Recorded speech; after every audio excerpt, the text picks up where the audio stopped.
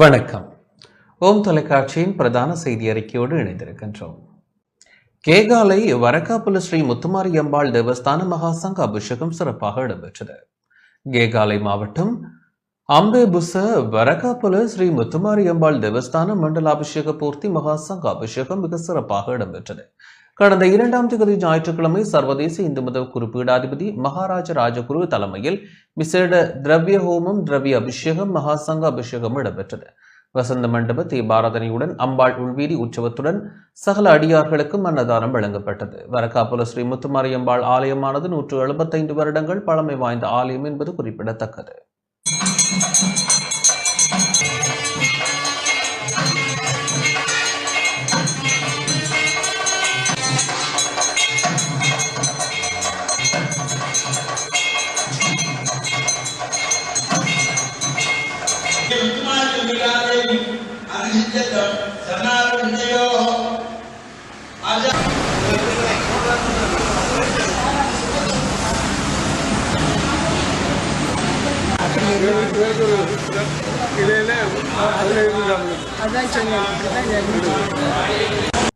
இத்துடன் இந்த செய்தி அறிக்கை நிறைவடைகின்றது.